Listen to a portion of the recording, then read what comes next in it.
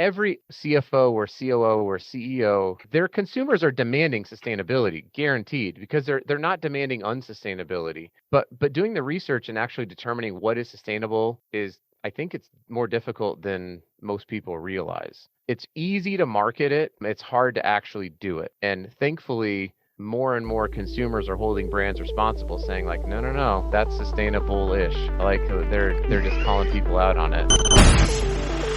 Growing a business requires a holistic approach that extends beyond sales and marketing. This approach needs alignment among people, processes, and technologies. So if you're a business owner, operations, or finance leader looking to learn growth strategies from your peers and competitors, you're tuned into the right podcast. Welcome to the WBS Podcast, where scalable growth using business systems is our number one priority. Now, here is your host, Sam Gupta. Hey everyone, welcome back to another episode of the WBS Podcast. I'm Sam Gupta, your host and principal consultant at digital transformation consulting firm Elevate IQ. Did you know that plastic could be more sustainable than paper? Wait, what?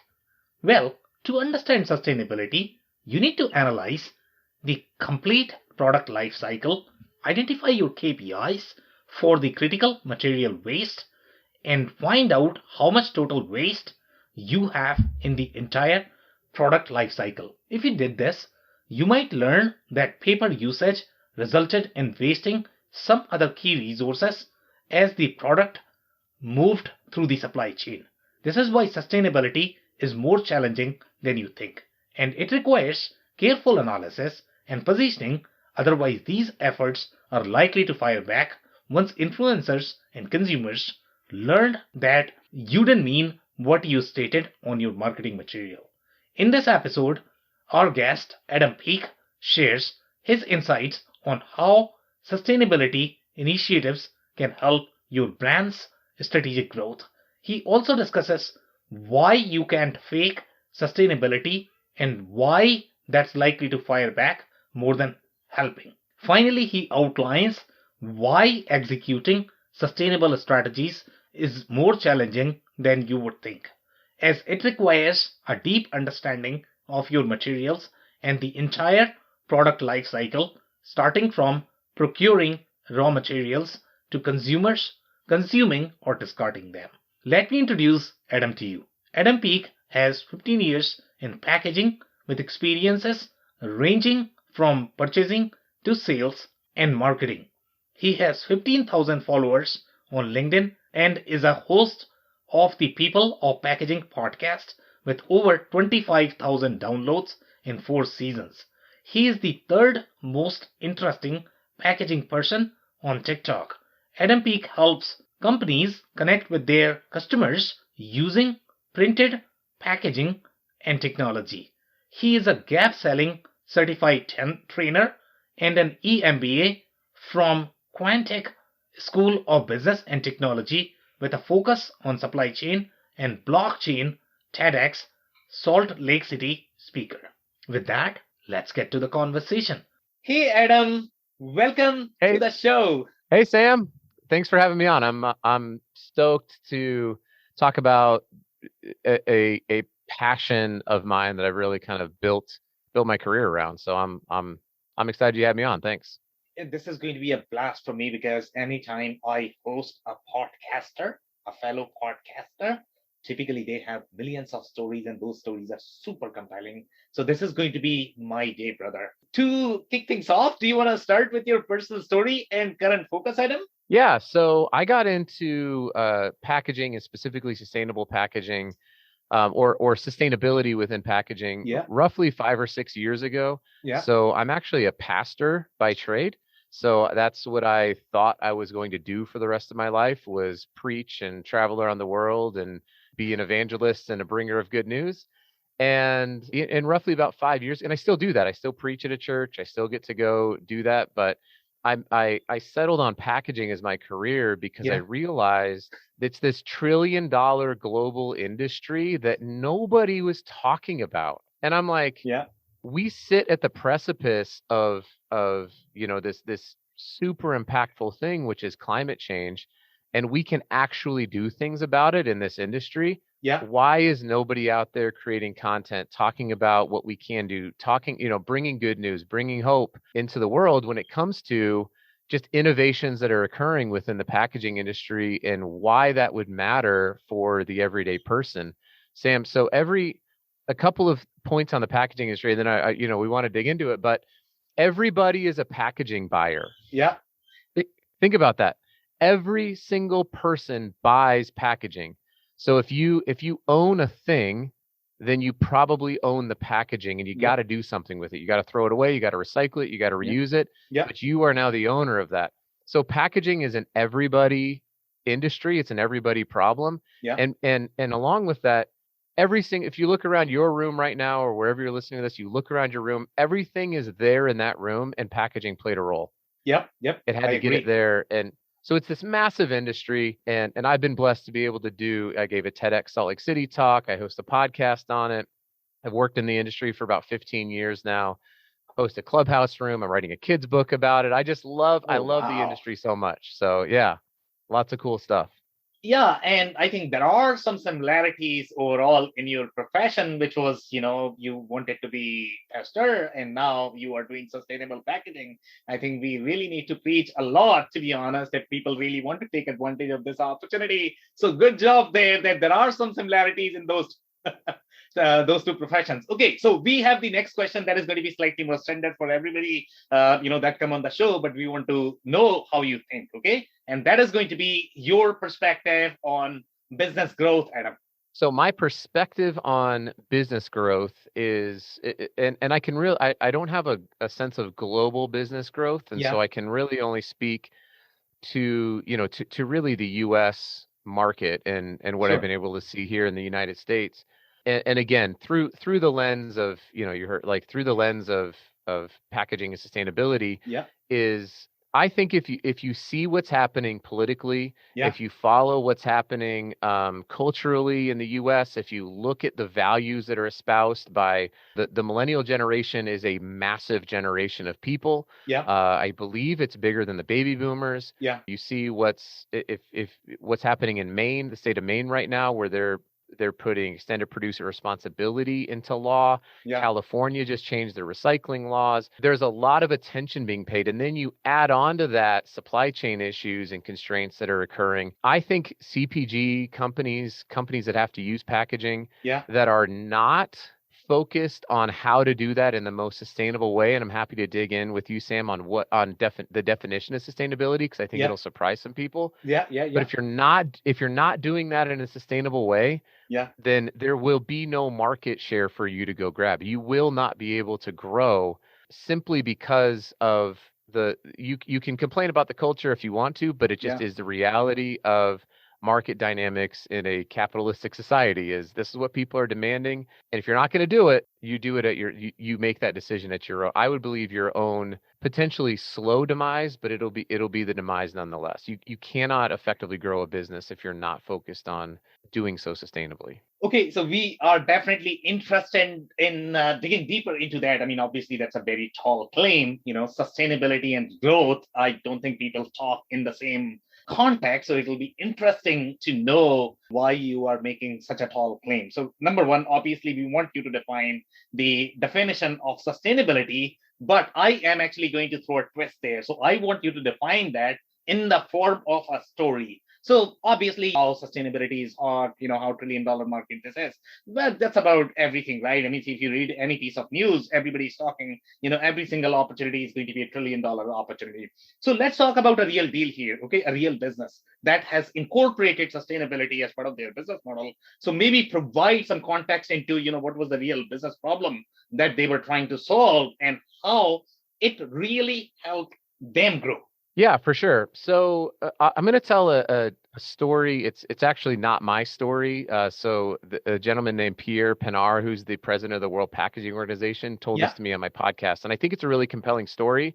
Because it's small, and then I'll tell kind of a larger scale one that compares with it. But so he told me a story about a farmer's market in Africa. And they were selling coffee. Yeah. And and the coffee was relatively the same. One vendor was only selling it in a paper bag, and the other vendor had it in a film bag. It was made from plastic. And the story is going to go a different direction than you might think it is, where we're talking about sustainability. So he noticed that the vendor with the film bag, the poly bag, had a longer line and Yeah. had more people going to it than the one with the just the paper bag. Okay. And so when he dug into that and he was like, well, what's going on here? Yeah. He realized that the vendor that was making more money, that was selling more product, that had lower waste was the one with the proper packaging, which was this plastic bag. Okay. Now plastic versus paper, people would say, well, the paper is obviously more sustainable, but Yeah. it was not, because the paper vendor, that bag, Yeah. they had to throw away their coffee at the end of every single day, and their coffee degraded in value as the day went on because it didn't have the right barrier. Coffee is very susceptible to oxygen. It's very susceptible to moisture. Yeah. So they were discarding their product while this other, and he went to them and said, I'd like to buy you some film bags with proper barrier. He Yeah. reported back that that vendor had 3x'd their sales because their coffee was fresher. They didn't have to throw it out as much. They made more money on it.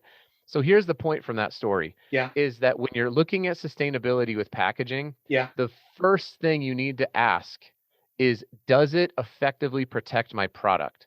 Your product is going to have 10 times greater impact on carbon Yeah. than the packaging will.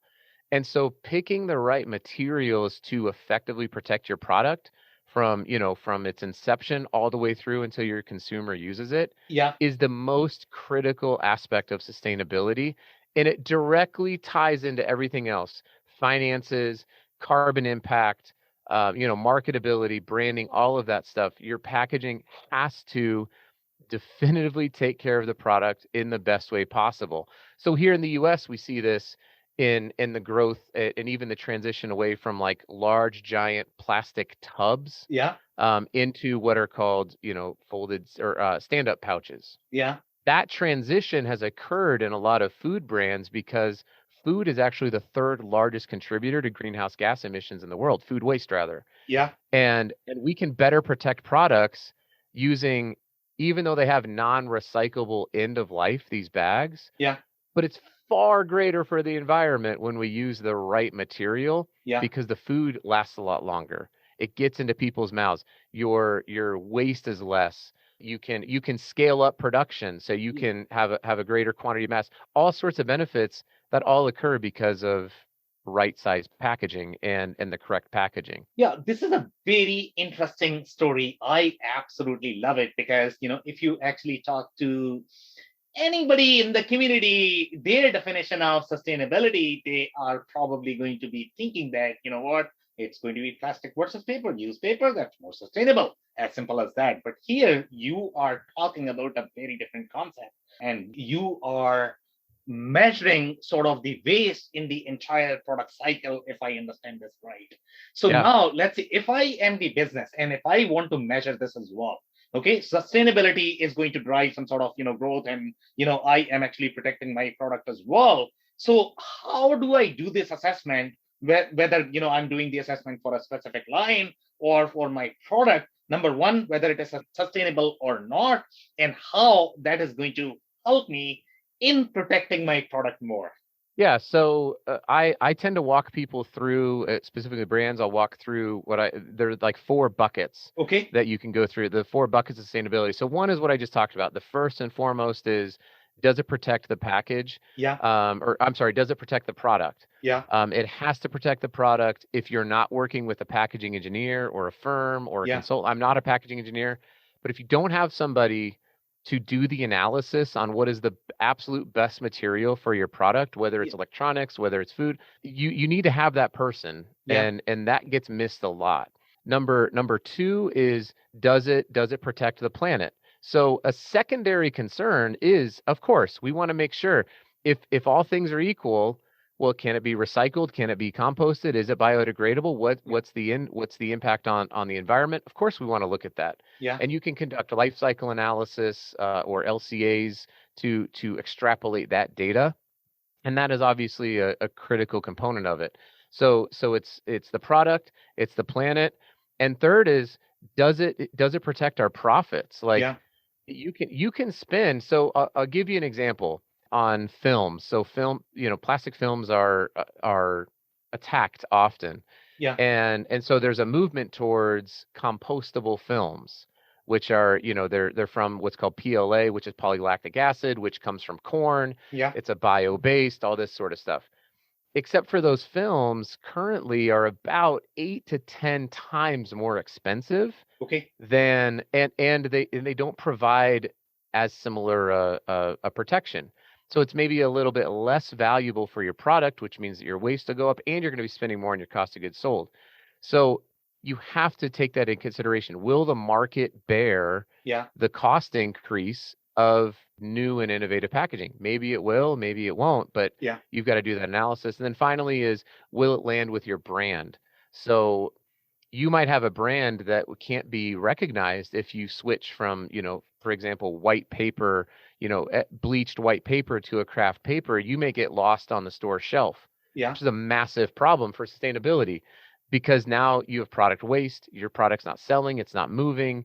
Your profits are down, and you can't actually sustain business without that. So that's where and it's really specific brand to brand to brand on what they value and what they'll, quite frankly, compromise on when it comes to those four things. Okay, so very interesting perspective again. And, I am going to ask you one more question because, the underlying thread here is you are tracking the waste in the entire value chain. So typically, if you Yeah. look at the manufacturing companies, some manufacturing companies are great, some are not as matured in their production processes, right? They might be tracking waste inside their facility. So, for example, let's say if you have a production process, they might be tracking, what, if I produce 100 gallons of goods, then probably 10 gallon I'm going to be wasting, right? So they have that sort of sense. Sometimes they are going to have really deep understanding of how much waste they have. Sometimes they are not. But here we are going one level deeper. Okay.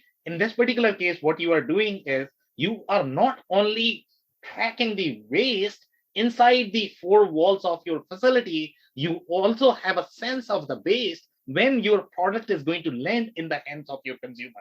So you need to have that understanding that, okay, what is happening with the product after consumers are going to actually either use it, they are going to keep it with them or whatever they are doing with them, right? And the entire life cycle of the product, basically. Now, a lot of Yep. companies don't really have that understanding. So in your experience, and you can probably talk about one more story, how companies really track what is happening with the product after the customers have really bought it, how they have collected this data to make sure that there is a real waste before they try to solve something. Have you seen any how companies are measuring this? Yeah, so that's a tough number to get to. Obviously, it's the one that I think people can get to. You can what's the book? Measure What Matters. Like Yeah. you can measure what matters, and you can really only measure what you can control. Yeah. So most manufacturing companies will have sort of their pre-production waste, and there's going to be a spoilage rate Yeah. in terms of just like what's it going to take to make this thing, Yeah. and that is a component of sustainability. And it's directly tied to profitability, right? You want the least amount of spoilage possible. And then you also have your post-production waste. But and then things like product returns. Yeah. So and a lot of product returns occur because of improper packaging. Right. So it shows up damaged, something happens to it. That is the worst, because you spent all of this energy to ship the product directly to your customer and they go, yeah, I don't really want it. Yeah. And then they ship it all the way back. Yeah. And now you got to do something with it again. And maybe you can't resell it. Now it's got to go to a landfill. It's got like it's bad. So in terms of, measuring the impact, so there are ways that we can start to measure impact of, for example, rates of recycling. Yeah. IBM is currently working on some blockchain technology, Yeah. along with like optical scanning at recycling centers using a solution called Digimark. And so Yeah. you could actually scan in to say like, hey, I put this item into the recycling bin, and it would actually gets recycled. Yeah. that would create and you can start to report out to brands like what's happening with your waste. Is it contributing to a circular economy? And that's only going to ramp up that type of technology. It's certainly not full scale at all right now, but there are companies looking to track data when it comes. But can a spaghetti company track the usage of, if somebody only uses 90% of their spaghetti and then throws away the other 10%? I just don't know. That would be a Yeah. really intrusive number, right? Yeah. That'd be tough to gather. But there's I want to say it's Colgate Palmolive has a new toothpaste, a new form of toothpaste packaging Yeah. that where they put a really slick coating on the inside of their toothpaste packaging that's not only monomaterial, so it's curbside recyclable, but it also allows you to much easier squeeze and get out 100% or close to 100% of the product, which again is a sustainability issue. You're now not throwing away 10% of the product because you couldn't just barely get it squeezed out. They've worked with coating companies, and again, it's a packaging issue, right? They've worked with coating companies to be able to get every last discernible drop out and make sure that material is made from 100% of the same material so that you can just drop it in your recycling bin. So there are some ways that companies are trying to make sure that there's not a waste there, but other than anecdotally, I don't know how they would know what it is Yeah. So post-consumer.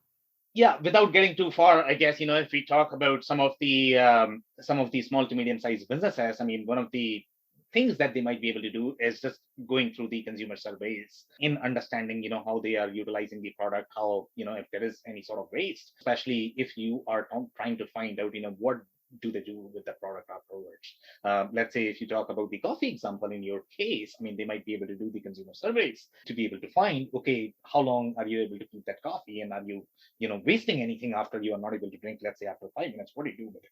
So that could be one way of doing it. Yeah. Okay.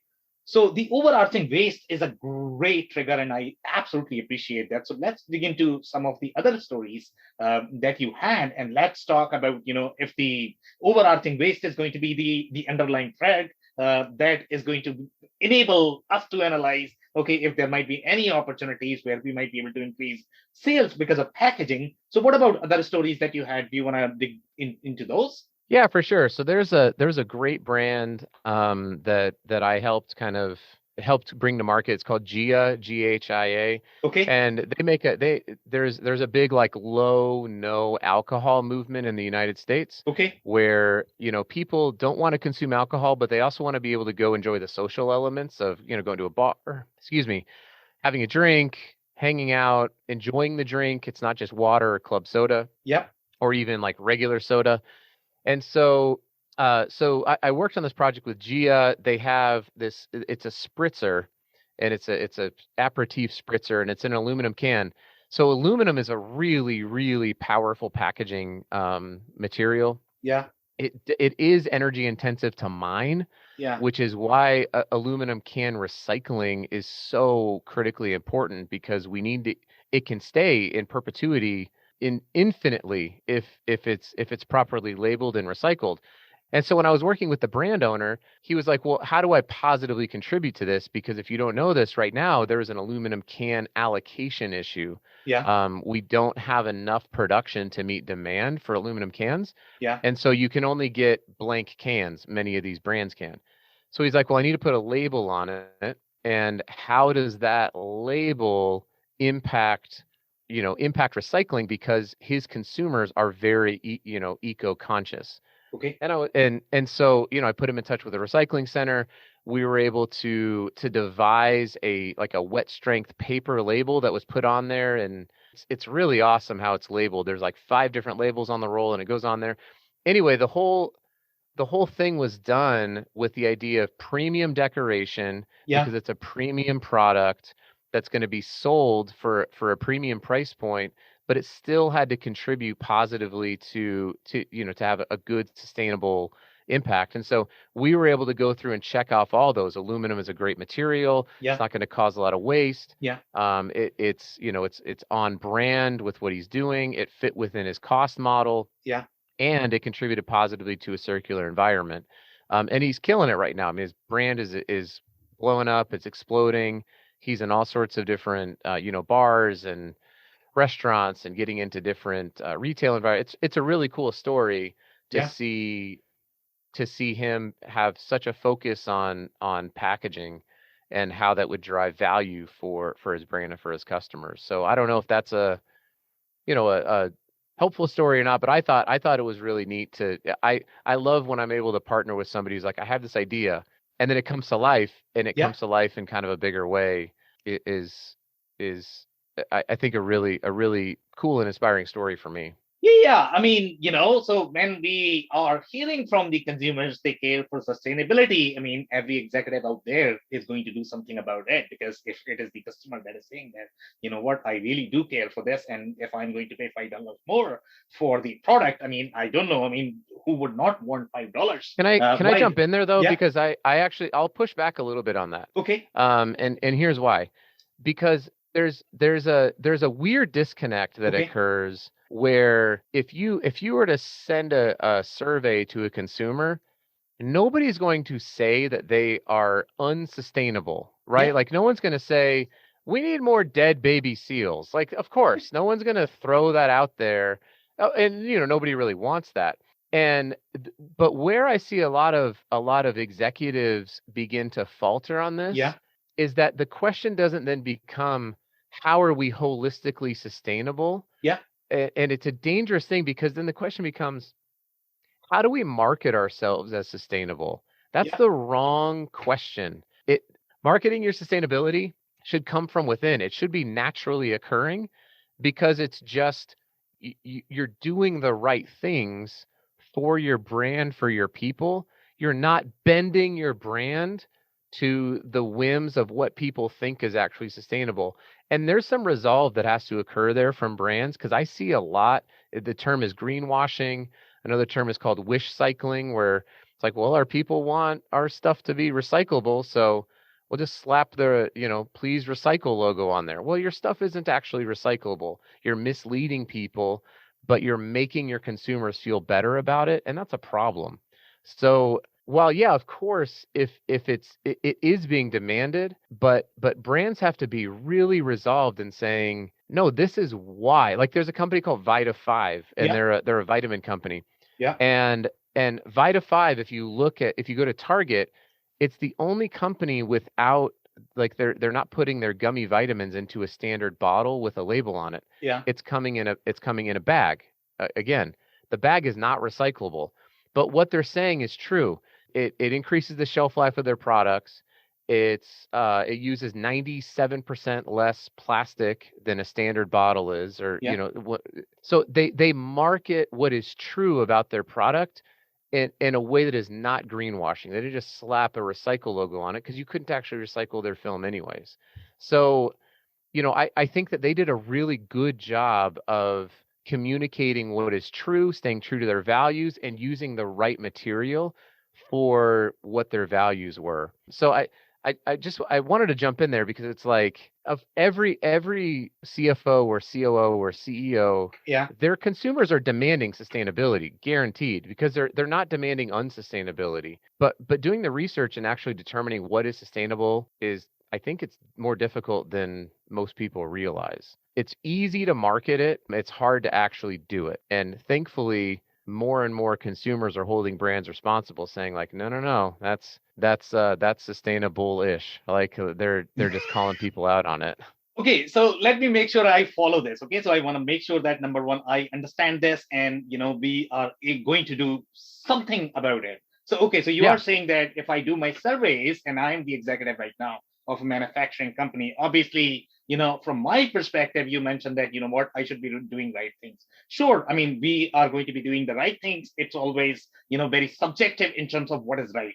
For me, my biggest priority always is going to be what is in the best interest of my company, my employees. That's my biggest priority. Obviously, I care for the society and sustainability as well. If everything is going to come along with whatever I'm doing, I'm probably going to do it. If I have a compelling reason, such as growth, if I can grow my product line because of the sustainability initiative, my job becomes easier because I can sell it to my board, I can sell it to my fellow executives, I can sell it to my team, why we are doing something that we are doing.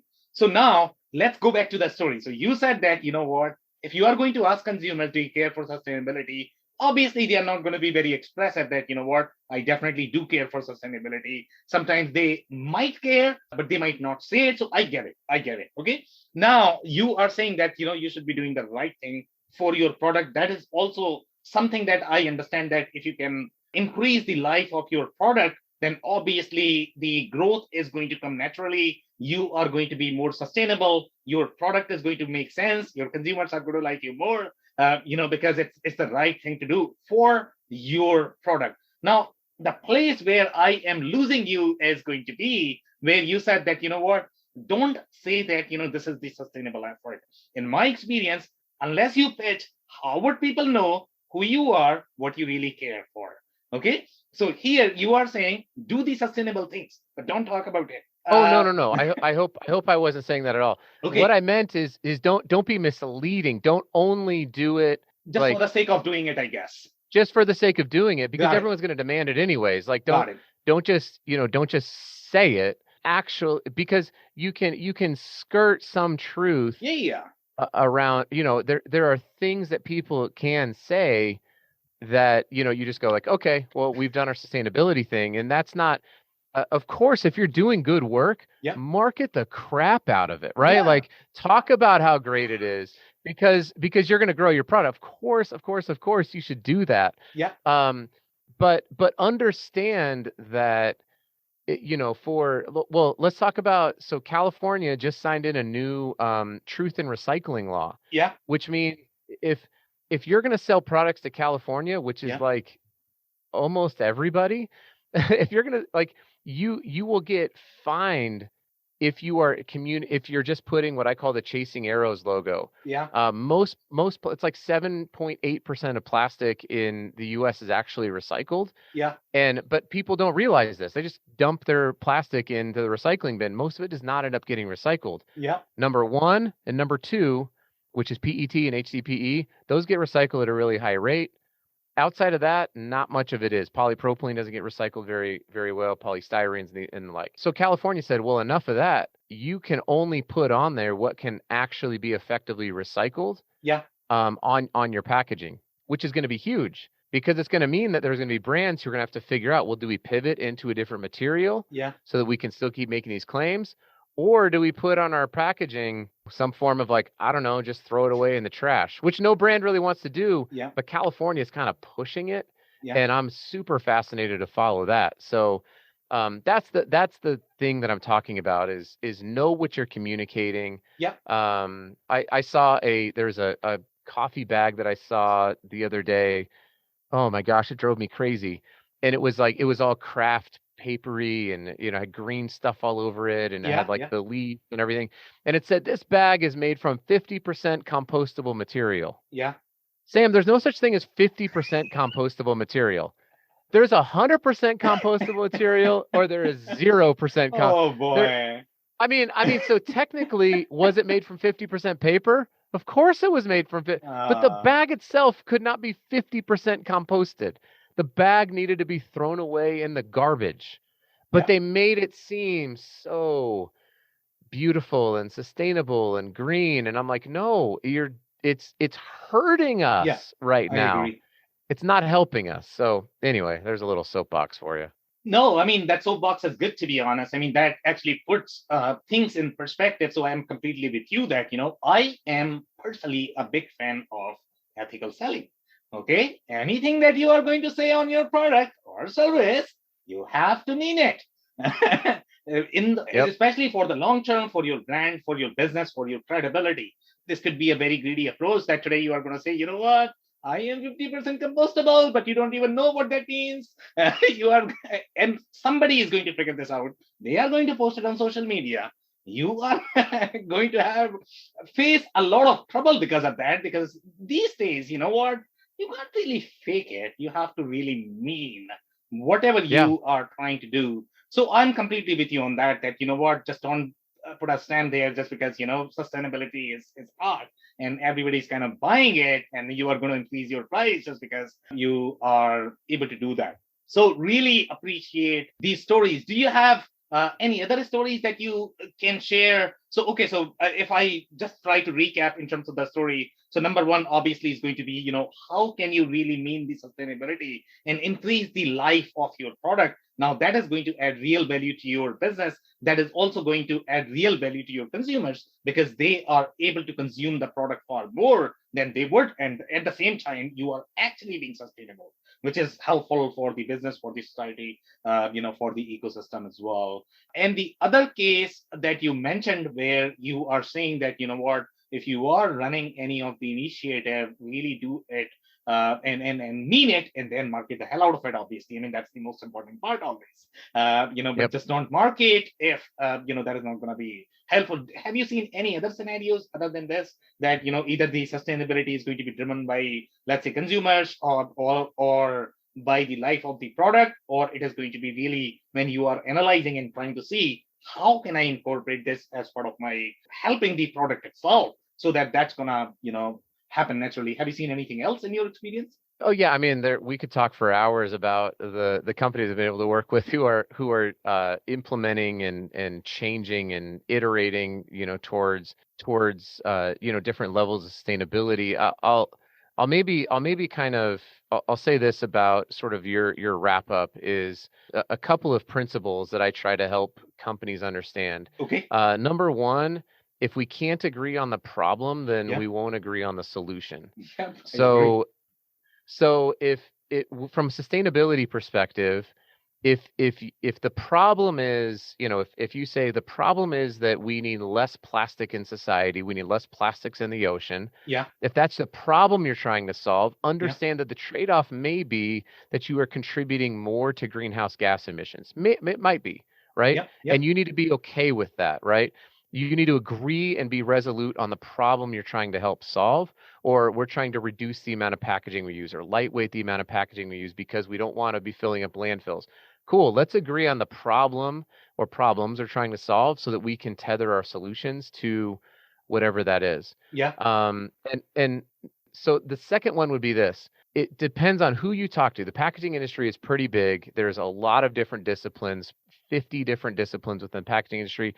I don't certainly know everything about everything, right? Yeah. But as you're going down, if you're a company that wants to go down this journey, Yeah. um, everybody will have a problem with somebody else's material.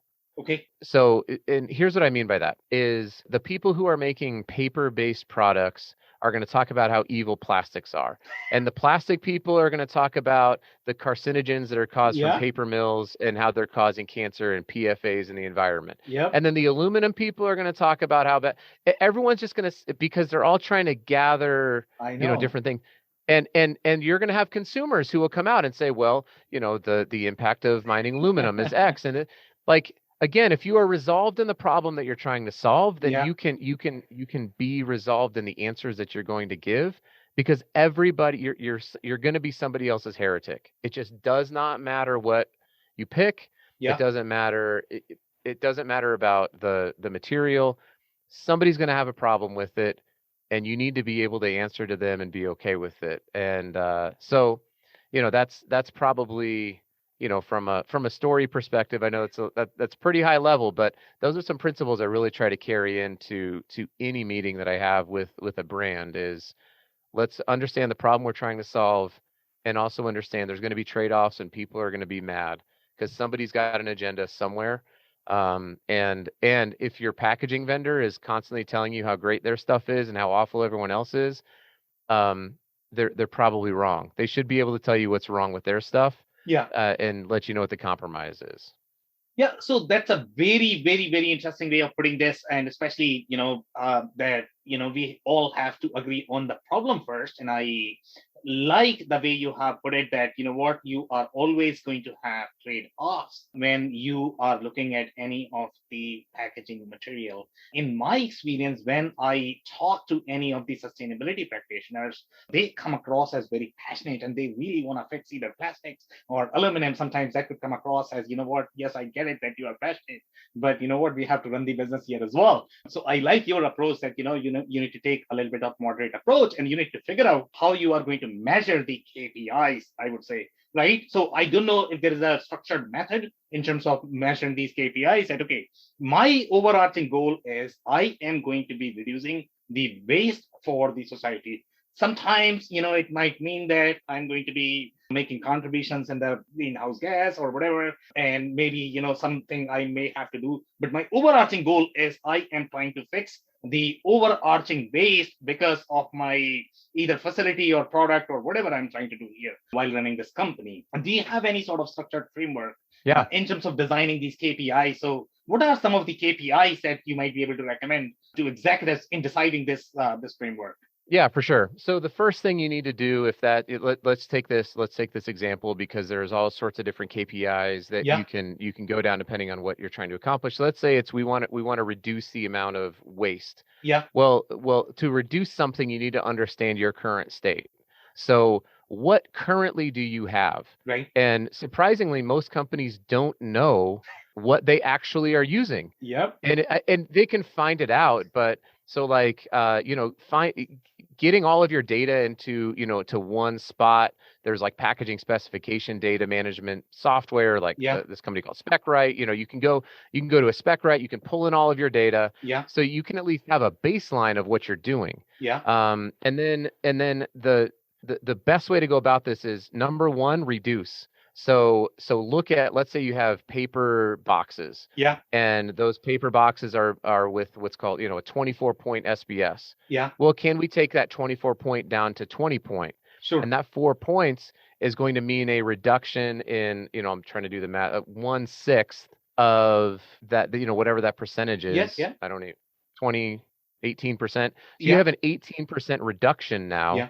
That's a big win. Yeah. And by the way, you're going to also see a cost reduction in that. Yeah. So you go look at your bottles, you go look at your caps, you go Yeah. look at your labels, you go look at your label liner. Is it a 2.1 mil film liner? Can you get that down to a 0.92 film liner? Yeah. All of these little incremental wins Yeah. that you can then track and measure, so that you can report out if you have like an end of year sustainability goal. Amazon is great about doing this. They're constantly reporting out, what their savings, how they're reducing waste. We kept 2 billion shipping boxes out of the landfills because we did, X change. So those are the KPIs, but you have to first understand what you have, right, and then go through each thing and figure out, how can we reduce this? Yeah. Can we reduce it? Can we eliminate it? Yeah. Sometimes they're just over packaging. And what would that elimination mean? And then you can go execute on it. It's pretty low hanging fruit to reduce the amount of packaging, and therefore reduce your overall spend on packaging, and reduce your obsolescence using, JIT inventory and stuff like that. So measure your obsolescence, Yeah. measure what your current packaging is, Yeah. and then you create your KPIs around that. So I am going to have to ask you this question, since you mentioned the software, right? And you also mentioned the trade-offs. So do these software come with some sort of, what if scenario? So let's say, for example, you mentioned that, I can reduce, whatever metric you were talking about related to paper, that, a couple of points I'm going to go down, but because of that, I'm going to increase something else. So do they come with some sort of, what if scenario where I can analyze, if I bring this down, okay, what is going to be the impact on the other things that I may have on my production line, or maybe as the overall in the product portfolio? Yeah, I know that. I know at one point in time, SpecRite, which is the tech company that I mentioned that does the specification management, Yeah. I know they have an integration with this thing, for example, called TOPS, Okay. which allows you to maximize how you build out a shipping pallet. Which, again, that's not a sexy sustainability metric, but Yeah. the more product right now, shipping is a big problem. Right. Finding truck drivers is a big problem. So Yeah. maximizing your pallet usage using a program like TOPS, or even saying, hey, if we reduce our internal packaging size by 1/8 of an inch, we can actually increase, by 23% how much more we put onto a pallet. That's Yeah. a big win for your pocketbook and for sustainability, because you're using less energy. I believe that they're also working on an integration with the technology called Compass. Yeah. And Compass is an LCA, which is a lifecycle analysis company, Yeah. that allows you to conduct and see, okay, what's the climate impact on one material versus the other material, and you Yeah. can actually do You can do the analysis and create your own reports that way. If you're not working with a compass, there are typically consultants that'll come in and do that, but that's going to be that's going to be an expensive way to get the data. I think if it hasn't already happened, it will happen in the future, where you'll be able to do, a quick comparison. Okay, I went from 24 point to 20 point. What was my carbon impact? Okay, it was X. Cool. And then you can take all that data and report it out. Okay, So amazing. it's some cool stuff. Yeah. So that's it for today. Adam, do you have any last minute closing thoughts or remarks for our listeners? Yeah, if you love packaging, I create a lot of content about packaging. So I host the People of Packaging podcast. If anyone wants to get in touch with me, I've got my calendar link on my website, which is adampeak.com. You can just go there, you can click it. If you're feeling especially generous, you can buy me a coffee. There's a little link there that says buy me a coffee. But I love the packaging industry. I post about it every day on LinkedIn. We can connect up there. It's a fascinating industry that is doing a lot of good work. We need to get better, and I'm excited to partner with people who want to do the same. Okay, amazing. And my personal takeaway from this conversation is going to be, I am going to be completely honest here. Even though I sort of cared for sustainability, but I did not as much because I could not see the business opportunity in sustainability. So today you have opened my eyes that, everything, whether you are talking about how you are going to be maximizing the space when you are doing the movement while you are shipping the product, right? The sustainability could play a bigger role overall in the supply chain. So definitely there is something to think about it. If you are not thinking about it, you have to pay attention to it. On that note, Adam, I really want to thank you for your time. This has been a powerful conversation. Thank you, Sam. I appreciate being on. Of course. I cannot thank our guests enough for coming on the show, for sharing their knowledge and journey. I always pick up learnings from our guests, and hopefully you learned something new today. If you want to learn more about Adam or book an intro meeting, head over to Myers.com. It's MEYERS.com, or follow him on TikTok at RevAdamPeek. It's REVADAMPEEK. Links and more information will also be available in the show notes.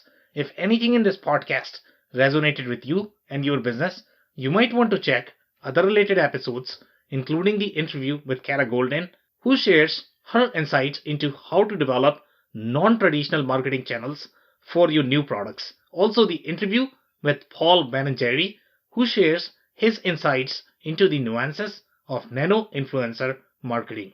Also, don't forget to subscribe and spread the word among folks with similar backgrounds. If you have any questions or comments about the show, please review and rate us on your favorite podcasting platform or DM me on any social channels. I'll try my best to respond personally and make sure you get help. Thank you, and I hope to catch you on the next episode of the WBS Podcast. Thank you for listening to another episode of the WBS Podcast. Be sure to subscribe on your favorite podcasting platform so you never miss an episode. For more information on growth strategies for SMBs using ERP and digital transformation, check out our community at WBS.rocks. We'll see you next time.